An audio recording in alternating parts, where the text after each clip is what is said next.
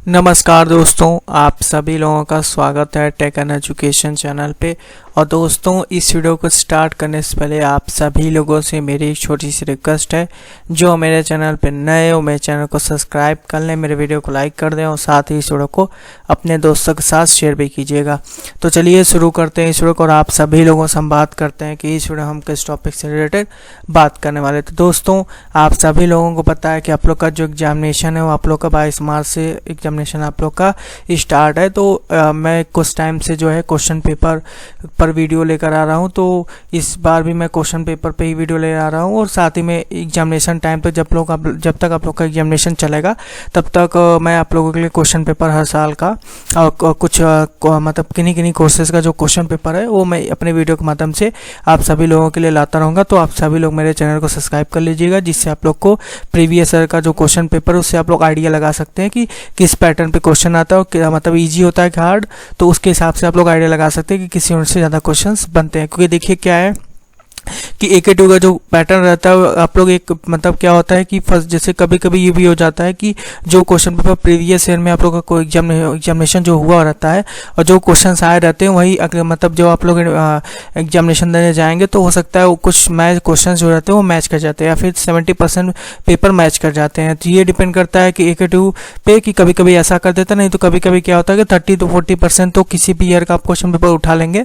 तो जो भी क्वेश्चन पेपर होगा इस साल, जितने भी क्वेश्चन पेपर होंगे प्रीवियस ईयर का अगर आप लोग क्वेश्चन पेपर देखें तो आप लोग का 20 से 30% मार्क्स बहुत ही आराम से आप गेन कर लेंगे। और अगर आप तो 3 साल का पेपर कवर अप किए हैं तो फिर बड़े आराम से आप लोग 60 से 70% मार्क्स उठा सकते हैं। तो इस साल मैं लाऊँ आप लोग क्वेश्चन पेपर। तो चलिए इस वीडियो को शुरू करते हैं और दिखाते हैं कि किन कोर्सेज का मैं किस कोर्स का मैं आज के दिन प्रीवियस ईयर का क्वेश्चन पेपर लेकर आया हूँ। तो इस वीडियो को तेरे एंड तक देखेगा। तो चलिए शुरू करते हैं। तो आज के दिन में आप लोग के लिए जो क्वेश्चन पेपर लाया आप लोग का बहुत ही इजी क्वेश्चन पेपर रहने वाला, यूनिवर्सल ह्यूमन वैल्यू, जो कि आप लोग का कॉमन सब्जेक्ट है, जो कि मैकेनिकल, सिविल, CS जितने भी ब्रांचेस हैं वो सारे लोग पढ़ते हैं। और बहुत ही सिंपल क्वेश्चन पेपर आता है इसका, कोई ज़्यादा टफ नहीं होता, बस आप लोग को थोड़ा बेसिक पता रहेगा तो बहुत ही आराम से आप लोग लिख सकते हैं। तो चलिए बताते हैं कि कौन कौन से क्वेश्चंस 2019-20 सेशन में पूछे गए थे। आप लोग कोड भी देख सकते हैं कॉलेज को, सब्जेक्ट कोड KVE 301, यानी कि 2018-19 से जितने भी स्टूडेंट्स एडमिशन लिए थे उनका जो कोड था वो K से शुरू होता था। और 2017 तक जिन स्टूडेंट्स ने एडमिशन लिया था उनका जो कोड था वो R से शुरू होता था। लेकिन ये 18-19 में जिन स्टूडेंट्स ने एडमिशन लिया उनका K से शुरू होता है। तो बताते हैं पहला क्वेश्चन क्या है। तो देखिए पहला क्वेश्चन बहुत ही सिंपल है, need of physical facilities in temporary explain. तो देखिए फिजिकल फैसिलिटीज टेम्पररी है। देखिए क्या है कि आप लोगों ने जब क्लास किया होगा तो क्लास में क्या है टीचर्स ने आपको बताया होगा कि देखिए फिजिकल फैसिलिटीज मतलब डिजायर हो गया, ये सब चीज़ें जो होंगी। मुझे बेसिकली उतना ज़्यादा आइडिया नहीं, क्योंकि हम लोग के टाइम पे भी ये सेकेंड ईयर में सब्जेक्ट था, बीटेक में हम लोग के था, बट उसमें क्या था कि यही सारे टॉपिक्स थे और उस टाइम बहुत ही आसान था। इस टाइम क्या है हम लोग को पास आउट हुए कम से कम 2 साल हो चले हैं, मतलब 1-1.5 साल हो चुका है, 1.5 साल। तो उतना बेसिकली उतना आइडिया नहीं रहता, क्योंकि इसका कोई बेनिफिट नहीं होता। बस ये आप लोग को पढ़ाया जाता है कि बस आप लोग थोड़ा एनवायरनमेंट के बारे में जानते रहिए, आप लोग ये सारा मतलब वातावरण के बारे में, एनवायरनमेंट के बारे में बेसिक चीज़ जानते रहें कि अर्थ पे क्या हो रहा है क्या नहीं। तो उसके लिए होता है। बाकी आप लोग का जब डिपार्टमेंटल कोर्स रहते हैं उनमें इनका कोई यूज नहीं है, बट ये आप लोग को पढ़ना रहता है, इसे पास करना रहता है और इसका मार्क्स भी जुड़ता है। तो देखिए पहला है फिजिकल फैसिलिटीज इज टेम्पररी। तो आप लोग अगर आप लोग पढ़े होंगे तो बहुत ही आसानी से इसका क्वेश्चन आप लोग दे लेंगे, इसमें कोई बहुत बड़ा इशू नहीं है, बहुत ही सिंपल पेपर आने वाला है, आप लोग इतना टेंशन ना ले। अब सेकंड बात करते हैं कि how it trust the foundation value of relationship. Trust पे जो है आप लोग बेसिकली मैं आप लोग को पहले बता दूं कि देखिए जो मेरे ख्याल से 9 पॉइंट्स होते हैं, कुछ टॉपिक होता है जिसमें 9 पॉइंट्स रहते हैं, बेसिक चीज़ रहती है जिसमें 9 पॉइंट रहता है। ट्रस्ट रहता है, बिलीफ रहता है, ये सारी चीज़ें जो रहती हैं वो सब, लव रहता है। तो ये सब चीज़ें जो होती है 9 ठो, उसका कुछ मुझे याद नहीं है ज़्यादा, बट ये 9 चीज़ें होती है जिसमें ट्रस्ट, लव ये सब आता है। तो उसमें टोटल 9 होता है, 9 टॉपिक्स रहते हैं। तो 9 टॉपिक को अगर आप लोग पढ़ लेते हैं तो वो क्वेश्चंस आते हैं और उसको बहुत ही आराम से आप लोग क्लियर कर लेंगे। अब चलिए बढ़ते हैं आगे की तरफ हम लोग। तो what is the meant by continuity of happiness, ये आप लोग का थर्ड क्वेश्चन था। अब आगे बढ़ते हैं। What should be the aim of competence in professional ethics. फिर हम लोग का पूछा गया है कि what are the difference between संयम एंड केयर। स्नेहम एंड केयर। और फिर इसके बाद आप लोग का पूछा गया discuss the need and importance of ethics in the life of individuals. फिर पूछा गया write short notes of nature submerge in space. आगे बढ़ते हैं हम लोग। तो देखिए यहाँ पे लिखा what is the main reason that one should go for self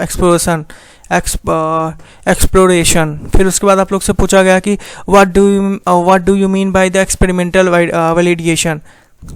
और फिर हम लोग सेक्शन बी की तरफ बढ़ते हैं दोस्तों। तो देखिए सेक्शन बी में क्या है कि what do you mean by the term natural characteristic, briefly explain the nature characteristics of 3 order of nature. ये आप लोग को लिखना है। फिर लिखना है critically examine the prevailing notice of happiness in the society and their consequences.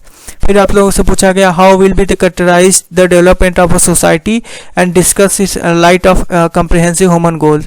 फिर पूछा गया what do you mean by differentiation in relationship, what are the issues on which differentiation and relationship in prevent in the society.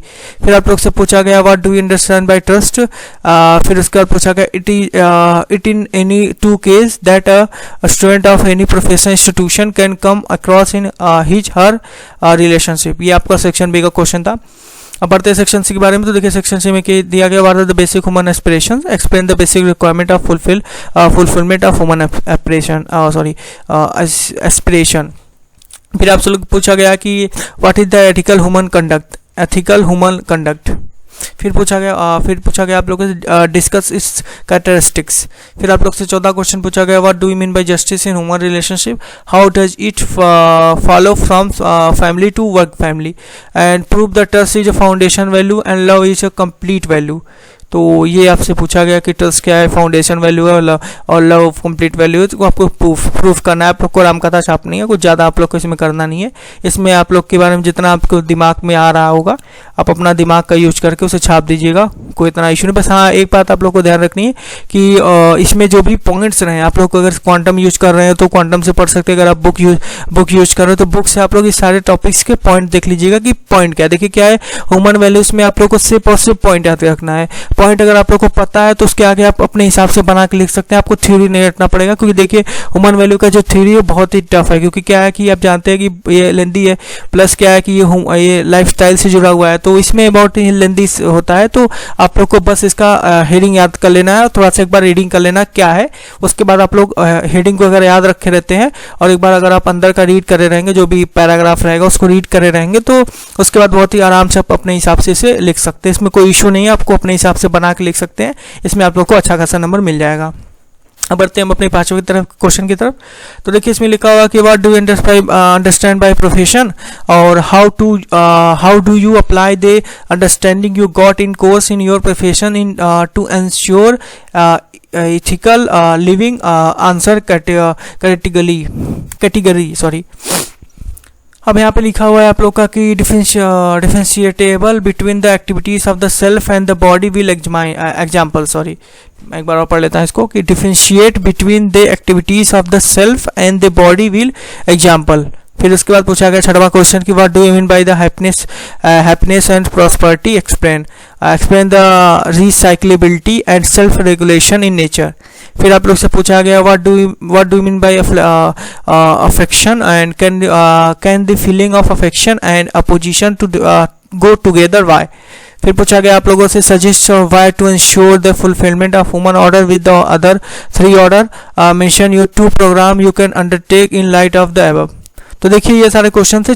7वां question मुझे नहीं idea लगा कि किस प्रकार का क्वेश्चन था। बाकी आप लोग यहाँ 6 क्वेश्चन तक तो मुझे समझ में आ रहा है कि ज़्यादा कुछ दिया नहीं है आप लोग का। यहाँ पे देखिए हैप्पीनेस और प्रॉस्पेरिटी दिया है, जो कि हैप्पीनेस आप लोग को पता है, प्रॉस्पेरिटी आप लोग बुक से पढ़ सकते हैं, और ह्यूमन एस्पिरेशंस क्या होता है ये भी आप लोग को पता होगा, एथिकल ह्यूमन कंडक्ट, ये सारी चीज़ें बहुत ही आसान है, ज़्यादा टफ नहीं पड़ेगा। अगर आप लोग पढ़ते नहीं है तो भी उतना टफ नहीं, बस एक बार आप लोग बुक को या क्वांटम को एक बार बस देख लीजिएगा, बाकी उसके बाद कोई इशू नहीं होना है। ह्यूमन वैल्यूज बहुत ही ईजी सब्जेक्ट है, और ये इसमें आप लोग का ज़्यादातर स्टूडेंट्स इसमें फेल नहीं होते, बहुत ही रेयर केस टाइप करें हो। अगर वीडियो अच्छा लगा हो दोस्तों तो लाइक कीजिए, सब्सक्राइब कीजिए, शेयर कीजिए, और इसी तरह कंटेंट में इंटरेस्टेड है तो सब्सक्राइब भी कीजिएगा। और साथ ही अगर इससे रिलेटेड कोई भी डाउट है तो आप मुझे कमेंट सेक्शन में पूछ सकते हैं। तो दोस्तों इस वीडियो को यहीं तक रखते हैं, आप सभी लोग से मिलेंगे फिर नेक्स्ट वीडियो में। Thank you for watching this video.